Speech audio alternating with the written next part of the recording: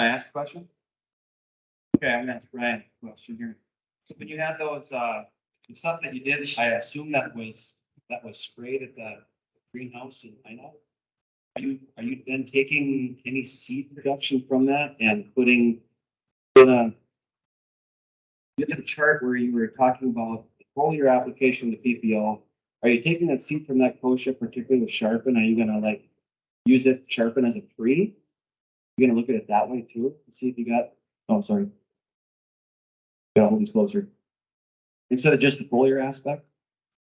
So he's asking if we're going to take those kochia samples, and if we're going to test them with look at sharpen from a residual standpoint. Yeah. We had. I wasn't planning on doing sharpen, but we are doing Valor and Spartan for sure. Yep. Because usually with Spartan or with sharpen, we don't rely on it for residual control, but definitely with Spartan and Valor, we use those for residual control. And so we're starting in the greenhouse, taking those populations, and we will test Valor and Spartan on those populations. Jason, I can talk a little bit about that because we are taking some of those samples and testing them for higher rates of sharpening. There's soil residual sharpen when you start pushing those higher rates. A lot of the burn down rates that have been tested at the 1 ounce rate, when we start pushing that 2 to 3 ounce rate, you're going to see some of that soil residual come down. Now, the Tech Service representative back here has collected samples and So yes, with the 1 ounce rate, there's not a lot of residual there, but you get, like he said, with the 2 and 3 ounces, which you can use in corn, that's where you start to get some residual control. I used my corn program this year was I used sharpen and atrazine, and plan there is if I get any amount of kochia that's up at the time of application, it is going to be if I end up in a scenario, I had a lot of grasses that came, so there was glyphosate in the tank mix. But I am with Brian Jenks here on if you know you have a problem or if something isn't right, I move to gramoxone in that mix. That's the nuclear option that I try to do. And then it depends on a lot of other things, temperature. I think Scott would probably say if you're using sharpen, you're going to want higher temperatures. yeah, definitely. It's anytime you have more heat, more sun, going to improve the efficacy of sharpen. Not as quite as sensitive to the humidity like Liberty is. Definitely when it comes to Liberty, you mentioned spring burn down with Liberty. You want to put humidity there, higher temperatures and sun. I haven't so far. Luckily, I mean this is always interesting. My area, my pre-emergence, I haven't run into anything yet that concerns me. But every place that you mentioned is west of here, and west of the winds, and movement of that weed is pretty easy. When you think of, when Roundup resistant kochia first appeared in the state, how many years did it take to get pretty much over the entire state? It didn't take many years.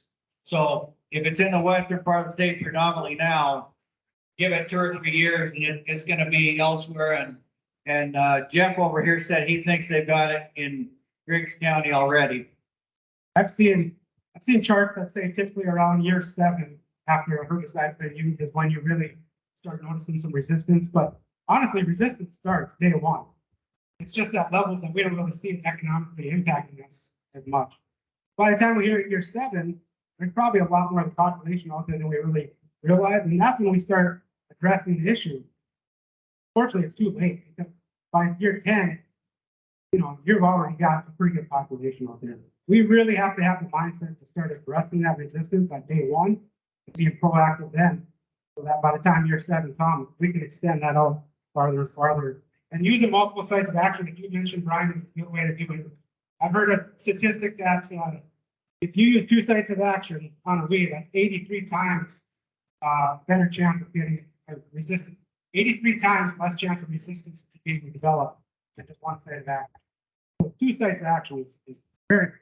So, Scott, what do you think about our gramoxone sharpen combination? We've done that combination for a burn down in the fall. Actually for more of a desiccation in the fall for years on edible beans. We've done actually some canola with more oregano on it. But yeah, that's a good combination of the two together. I would be highly favorable to that. Want to make a comment about, when Roundup and Sharpen first came out, that was an awesome combination. You had two modes of action there, but part of the problem was when Roundup resistance came about, then you've got kochia that's resistant to Roundup, then you spray your Roundup Sharpen, Roundup Aim, and you're only relying on one mode of action to carry the load. And I think that's probably what happened to us was for the past few years, you spray your Roundup Sharpen, Roundup Aim, or Spark Charge, whatever, and you've got one mode of action that's carrying the load, and it was just too much. Yeah, it's been, let's see, 2010, I believe, is when we launched self-cleansing. It's been 12 years, and I think the soil residual aspect's probably carrying a little farther out than, like I said, that 7 to 10, but it's potential for resistance started here. No question. On that part piece, I agree. I think it's anytime you can get two products out there to use. I've had very good luck with Sharp and atrazine. I personally believe that there is synergism with the group 27s and the atrazine. I use my atrazine almost exclusively in a free because I have a lot when that weed is germinating, it's really small. Versus I don't have to be on bigger kochia with the foliar aspect. So metribuzin falls in that same category as atrazine.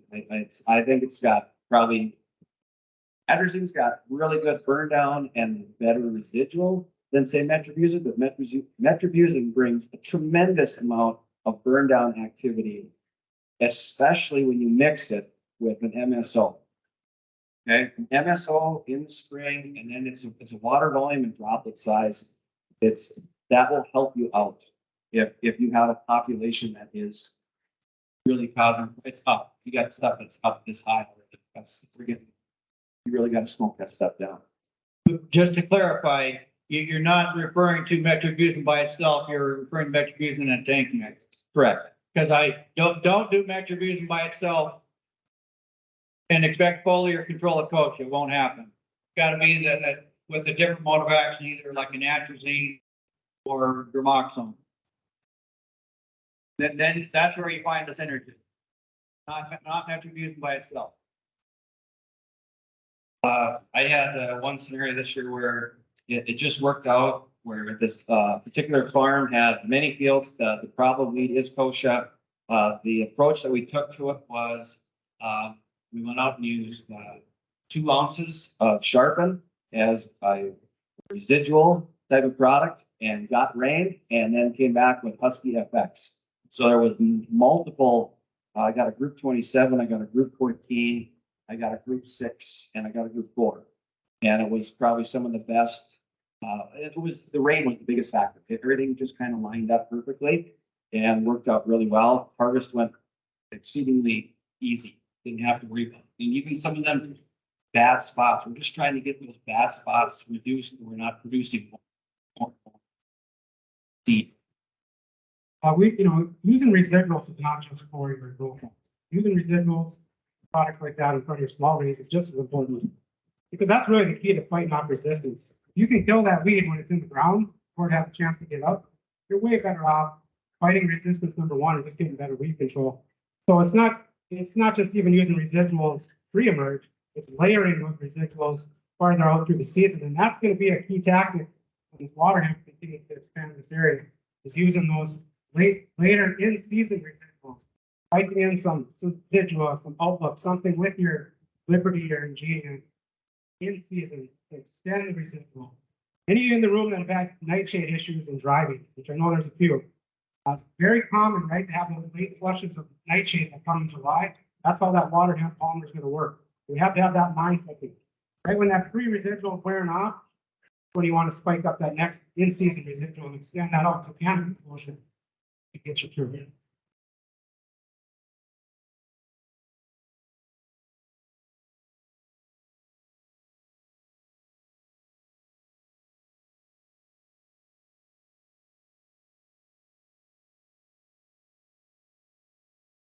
All right, what about using this Zidua Valor in the fall? Obviously, this is only going to be for no-till folks. Where I'm at in Griggs County and to the east and south, we're not there yet, right? We're doing a lot of tilling, so that's not going to work in a lot of cases. But what if we do Zidua Valor in the fall and come back with metribuzin sulfentrazone in the spring? And then use the right post-emergence combination. That's one scenario. What about, we can go to 3 ounces of sharpen a head a week, can't we? 3, 2, only 2. So two still better than 1. So we got some chance then. And just Brian explained to the folks that it's great that we use multiple modes of action. Two active ingredients will give you more control initially, but please explain to the group about metabolic resistance and how that doesn't work.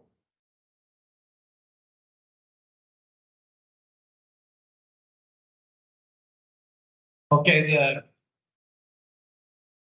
what you just described is kind of the kitchen sink. And yes, it works. And that would be ideal, but unfortunately it carries a really heavy price tag. And that's one of the reasons why I didn't continue to push the Valor Zidua in the fall, because I didn't think many people would spend that kind of money. Okay, so yes, I understand that. Now I don't know if does BASF have any data to discuss about Zidua in the fall? I mean, hydroxysulfone, just by the nature of Zidua being not as water soluble as a lot of the other actives, putting it on in fall and utilizing that winter moisture and that early spring moisture is a big differentiator in making it more consistent with its control.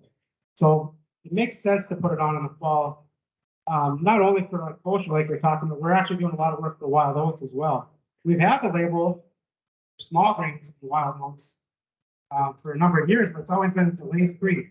You had to have at least a half-inch sprout on your wheat, and you put it on before the wheat emerges typically, and hopefully before the wild oats emerge. And then you got to have a good rain event, at least a half to 3/4 inch. All those things aligning, the consistency just wasn't there. But we are looking at in the fall, like I said, to get that winter moisture to work. And then actually, I've got 10, 12 trials out this fall across the lake region using Zidua in the fall for wild oats specific. So, but it's it's suppression. It's 70% probably on wild oats, but it's better than nothing when you don't have anything for group 1 and group 2 resistance. 70% of suppression on wild oats significant.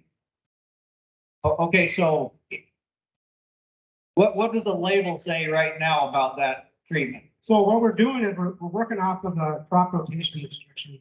4 ounces of Zidua is only 4 months back to wheat. So if we're putting it on in the fall, we're still doing it late enough. When the soil temperatures drop below 50, kind of like putting on fall fertilizer, you want that soil temperature to be down there so that the microbial breakdown doesn't happen and it persists in the spring. But it's helping that Zidua dilute down into the soil profile farther, which of course wild oats start to emerge from a lot deeper depth than shallow. So you're getting the Zidua to get down in the wild oat zone, which increases its effectiveness, moisture there to get it activated. And then that does seem to safeten it up enough where a lot of the wheat's tolerant for germination is better. There's still some varieties that are being tested to see which ones are more tolerant than others. Some of the main ones I know of, like Westbred 9590.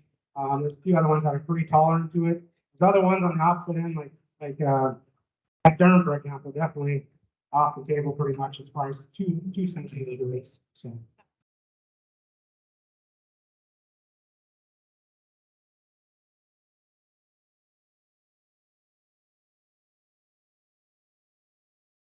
So the question was, can we use Zidua for green yellow foxtail and stink grass, which comes later in the year? And actually with that application, you could actually mix the residual in with your post application if you wanted, and then let the residual kick in from there to extend it out even farther for when the foxtail usually comes. Again, your rain events might get sketchier as you get farther out. You can actually spray residual up to the 4-till, or I wouldn't do it that late just because you got a lot of canopy closure there starting, but you can get a post applied as well, and it mixes fine with a lot of the post emergent wheat herbicides. This is some data from Kurt Howlett. Wheat cultivar tolerant residual. So this is, I think this is just 1 or maybe 2 years to date. I'm not sure. So kind of preliminary. I'll have about a dozen trials out this year, like I said. Most of them are Westbred 95-90. I'm gonna have one in Durham just to see what tolerance is. Some of them are both 80-acre trials. Some are 4-wheeler sprayer strips, honestly, just to get some different looks at it. Kirk Howlett's done a great job here, starting in 2020, 2021. Some of it data down in Fargo. And we're looking at new options here.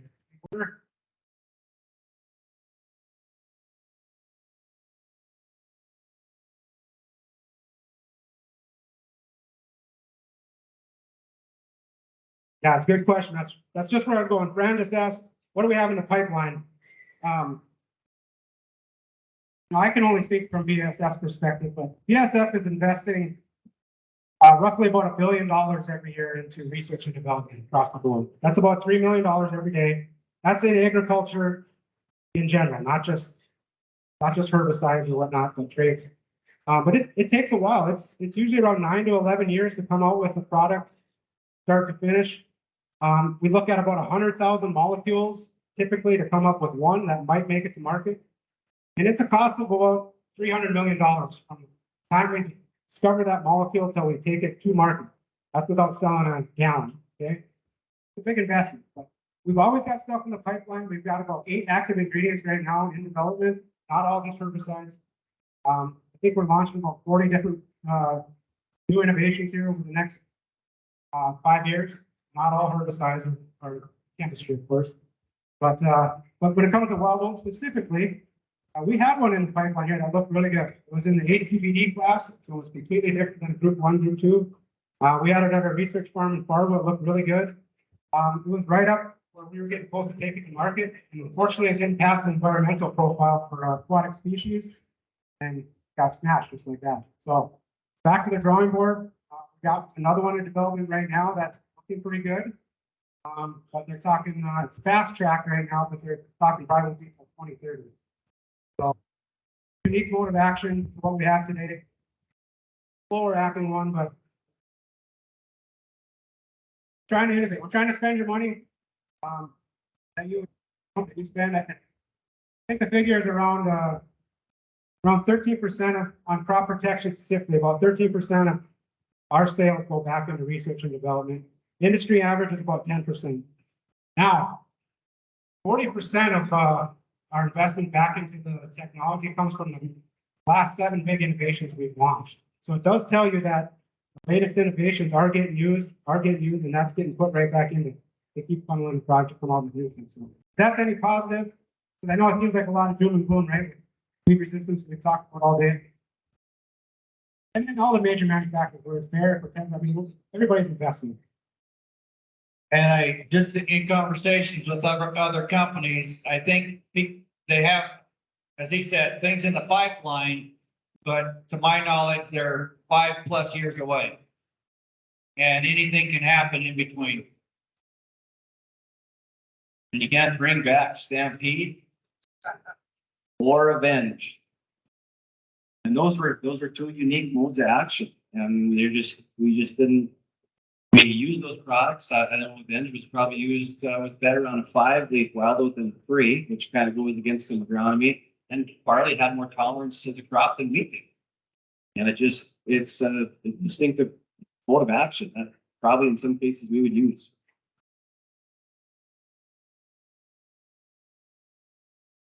Yeah.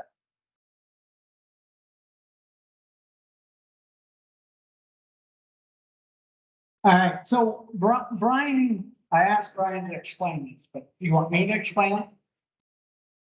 Okay, so folks, it's great that you guys were recommending multiple modes of action. That we need to do that. The research shows that multiple sites of action at the first application is beneficial. You have less resistance in the first application with 2 sites of action than you do with 1. And it's even better if you have 3 or 4. But the problem is, we know with water hemp in the United States is that it is now becoming resistant without ever spraying the herbicide because of what we call metabolic resistance. If you're not afraid of this mostly site of action resistance stuff, this metabolic resistance is over the top and really scary. And if we've got nothing coming, that is why I continue to talk about hand weeding, because that's the only choice we have to guarantee control of weeds that are becoming resistant. You can't solve a problem by doing the same thing over. More herbicides are not going to solve weed resistance, period. Thank you.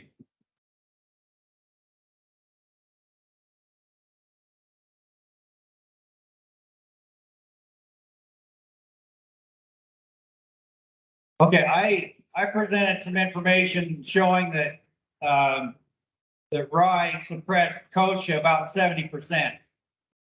Then we burned it off, and you could plant into it. Now you can't use rye in front of every crop, but has anybody had any successes with that type of cultural practice that they would want to bring up or mention?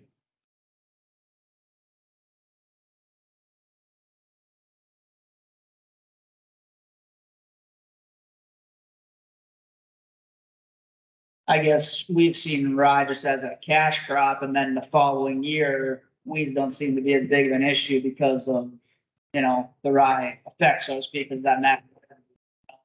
And we did some cover crop strips this fall, corn, haven't seen how they work yet. I'm guessing they didn't germinate too well.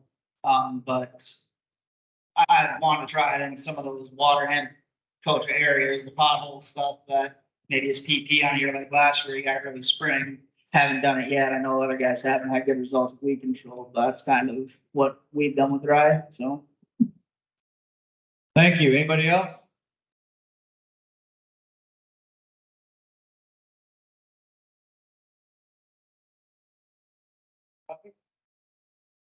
What was some of the stuff you had, Brian, for, you ran out of time. You were doing new and Boxdale. What's some of the stuff we should touch base on that? Okay, I'll just throw up a couple of slides here.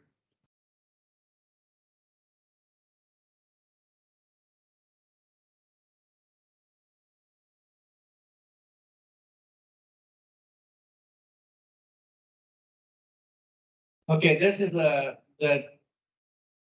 testing that we've been doing over the last few years. You see from 2015 to 2021, the types of resistance that we're seeing with Puma, Discover, Axial, those are group 1s. 50 to 60% of the samples we tested, you see there at the bottom in one, so 100 out of 139 samples, 50 to almost 70% have been resistant to our group 1s. Starting to see about 15 to 20% resistance with our group 2s.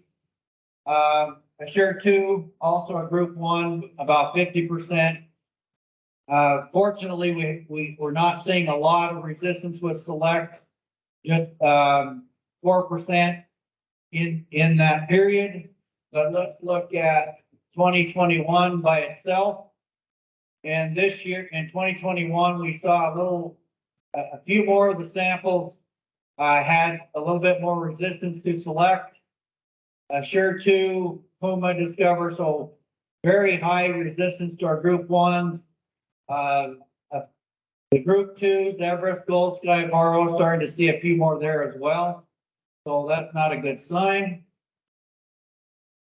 Looking at wild oat, 2016 to 2021, very similar still very high numbers with group ones, but look at our group two numbers with wild oat. Seeing a lot of group two resistance, Everest, Gulf, Divaro. Notice though the axial. Axial is about half of what Puma is.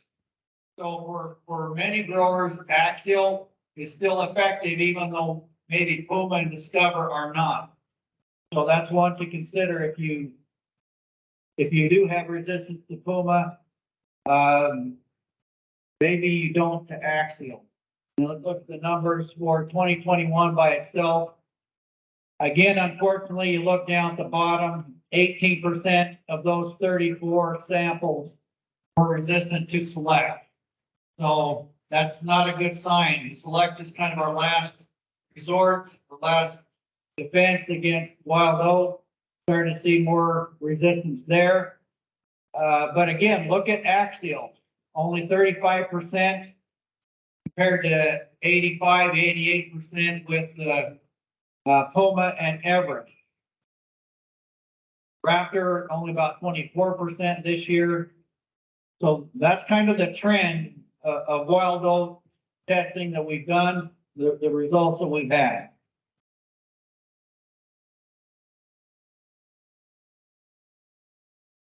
So my recommendation, if wild oat is a problem for you, usually where it's the biggest problem, or any resistance problem, is in a 2-year rotation. Whether it's soybean wheat, dry bean wheat, 2-year rotations seem to be notorious for developing resistance. Where we get 3 crops or 4 crops in the rotation, that's where we see less tendency for resistance. So with wild oat, you can try some Roundup Ready crops, Liberty crops. If you do use Liberty, mix it with a full rate of Select. Barley is a very competitive crop. Some of you are back to using Fargo. I mentioned Axial still works for some. We talked about Zidua, maybe Zidua we'll have hopefully more data after this year, but it's going to work better in no-till where those seeds are sitting on the surface. If wild oat are distributed all, 1 to 6 inches, that's going to be harder for Zidua to control those. If the seeds are primarily on the surface, that's where Zidua is going to be much more effective if it's left on the surface. Look at some later planting dates to remove a couple of flushes, higher seeding rate to provide more competition, taller variety. In no-till, spray glyphosate as late as possible. I mentioned mixing Liberty and Select together, and maybe dust off F10 off the shelf.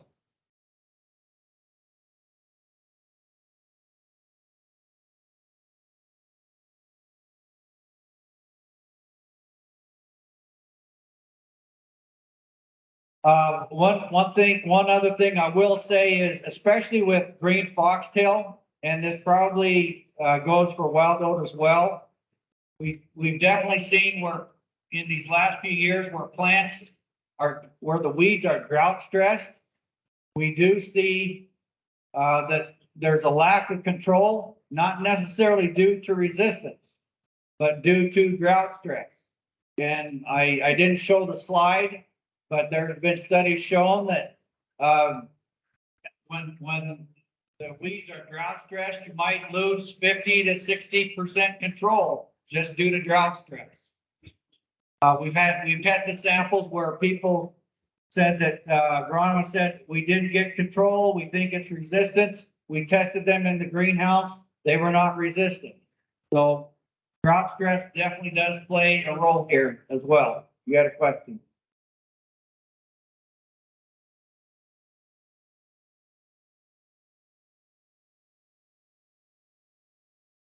Question is, do we have any data with stink grass? Actually, Kirk Howlett has some data with stink grass, and I'd have to look, but I think we added, can't remember if we added stink grass to the weed guide or not, but one of the challenges with stink grass isn't necessarily resistance, it's how it emerges late. It will emerge after you put your post applications on. This has been notorious over in Montana and western part of the state where you put you go out your normal post treatments, and then it's after that sting grass emerges. So that's one of the challenges there. But you know, some of our normal herbicides aren't that effective on sting grass. But I can visit with you after about which ones. Sorry, that was part of your second part of your question around residual for sting grass. But we are testing it. It was brought up a number of times from west of here for sure. 2019 weed of the year. So if you just do a stink grass, NDSU weed of the year, it's got they got some charts, but Zidua is not on that. But there's some other products that are listed. I got 2 fields that it shows up. It sucks.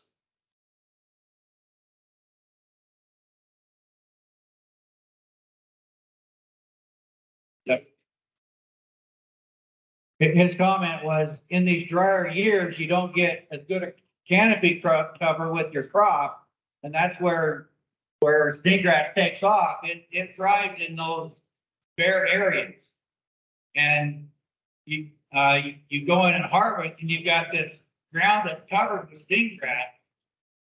Anywhere there's a bare spot, you find sting grass. Yeah.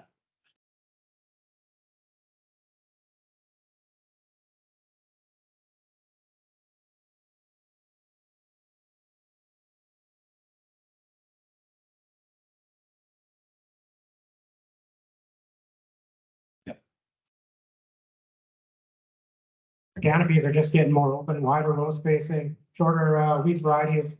You know, like I said, when that canopy opens up across the hilltops or whatnot, it comes quick, just like green elephants do.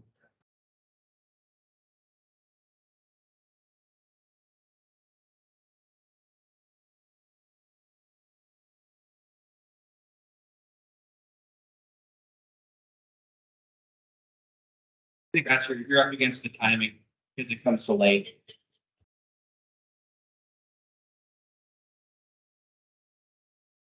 So yeah, against sting grass, your best friend is a good canopy, and unfortunately, sometimes the weather doesn't cooperate to help you there. But as Jason mentioned, if you just Google NDSU sting grass, you'll probably come to this website where we had weed of the year a few years ago, and it's got a page full of information there.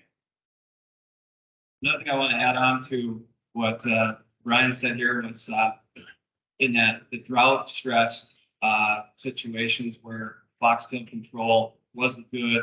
I think a lot of that too is because of that's generally I see it in dry beans. So you're gonna whenever you get a grass product and you get bentazone or Bastagran like in Bristow, you're gonna get some antagonism. Just that's the way it is. So to separate those two out, you're probably going to end up with you're going to increase your chances because when you compound that with dry scenarios, it's everything's against you.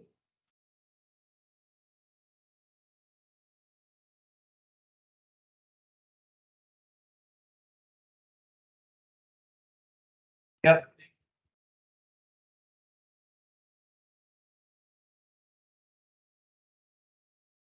Any other weed species that stands out as you got a printer in your back pocket, Brad? What the? No one gets it. What's that? This Mr. Roman does. Are there any other weed species that just stood out? I mean, sometimes it's every year. Foxtail barley was just a huge problem this year. It was, I think it had a lot to do with the fact that the dryness that we incurred during the summer, and then here locally we got a lot of rains late, and so that stuff seeded out, and then we got enough rain that it actually put seed in the ground and germinated it. And coming into this spring, it was like, holy buckets! It was unbelievable. And so I think even though we say, well, you know, like I say, what does it really do anymore? It doesn't control this and that. There's still a place for that product. Foxtail barley was one of those scenarios. It was just it was tough. Yeah, my experience with foxtail barley, we've actually been pretty successful in controlling it. Pretty much plan on the last week of September, go out with the quarter roundup on hopefully a decent warm day, and we've approached 100% control with that last week of September.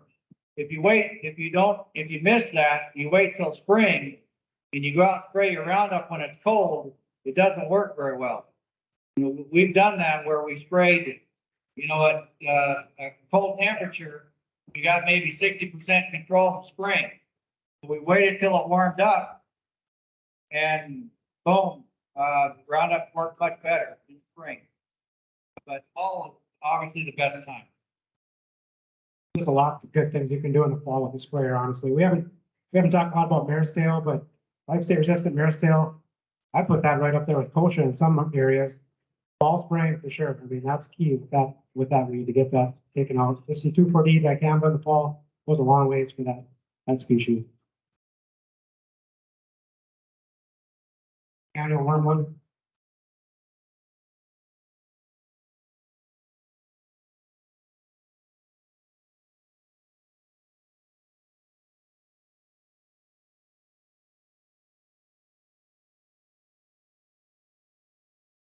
What's your question? Besides Palmer and water hemp, other pigweed species of concern? I guess Powell would probably be next, because there has been some group 2 resistance shown with Powell. So, your express harmonies, raptors, may struggle with, well, I won't say raptor because I don't know. I've pulled samples in this area with pigweed, red root pigweed, and 4x rates of raptor up to 16 ounce of raptor. Did not show resistance. So yes, even normal pigweed, not just pollen. Well, even normal, red root. Okay.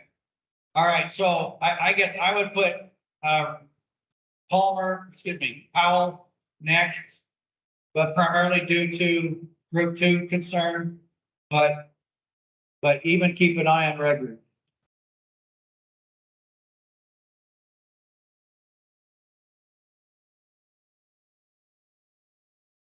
Any I think it's mostly group 2 at this stage, but yeah.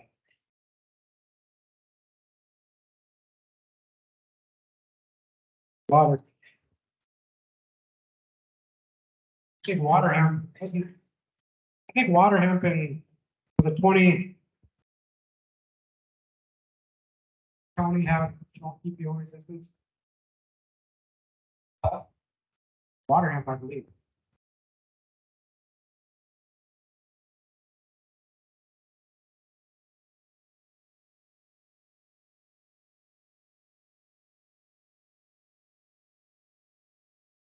Normally, we're not applying group 2s by themselves. It does happen occasionally, but you have a 2,4-D in there. Generally, you're going to control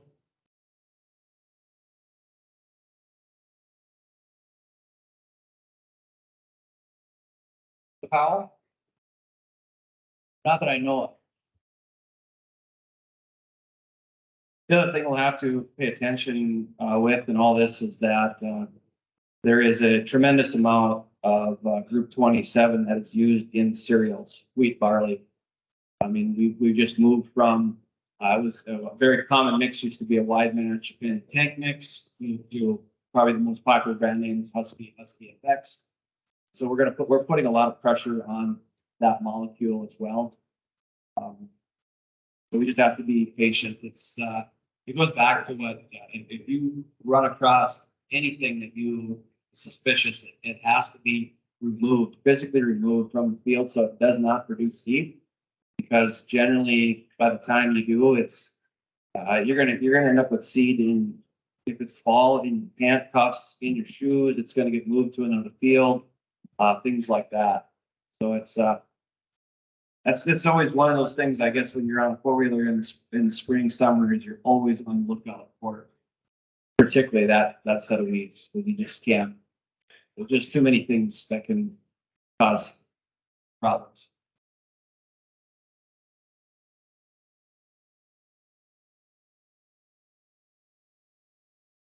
I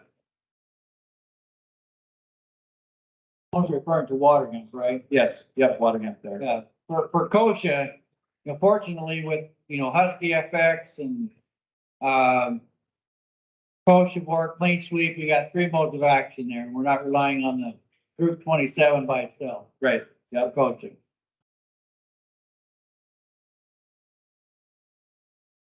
I had a couple weeds that I had show up, just, ran into a patch of it this year was giant ragweed.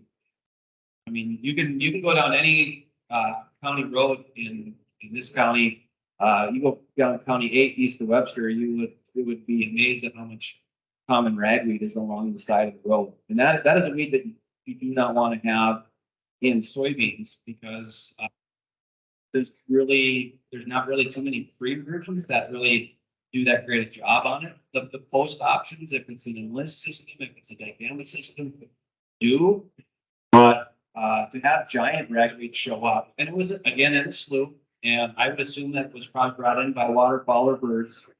That is, you go talk to people that are in southern Minnesota, they hate that weed because it is so tough to kill, particularly around the glyphosate molecule. So, crossing by accident. Other questions, comments? Okay, thank you.